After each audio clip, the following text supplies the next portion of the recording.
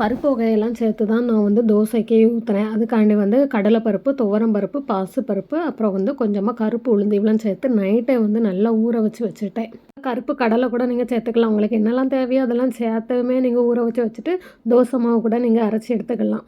இதுக்கு காரத்துக்கு 2 பச்சை மிளகா, ஒரு இஞ்சி துண்டு இவ்வளோ சேர்த்துருக்கேன். சேர்த்து நல்லா அரைச்சி எடுத்துகிட்டு மிக்ஸி ஜாரில் அதுக்கு பிறகு ஏற்கனவே அரைச்சி வச்சுருந்த தோசை மாவு இருக்குல்ல, அதையும் சேர்த்து லைட்டாக நல்லா மிக்ஸ் பண்ணி எடுத்துக்கிட்டேன் மாவோட. மிக்ஸ் பண்ணும்போது இது கூட கொஞ்சமாக காயப்பொடி சேர்த்துக்கிடுங்க. அப்போ இன்னும் நல்லாயிருக்கும் அப்படிங்கிறதுக்கு. ஏன்னா பருப்பு வகையெல்லாம் சேர்த்துருக்கோம் அப்படிங்கிறதுனால. நல்லா அழகாக நெய் ஊற்றி நீங்கள் சுட்டு எடுத்திங்கன்னா செம சூப்பராக வரும். இதுக்கு நீங்கள் தேங்காய் சட்னியோ இல்லை கார சட்னி இல்லை பூண்டு சட்னி அந்த மாதிரி எது வச்சு சாப்பிட்டாலுமே நல்லாயிருக்கும்.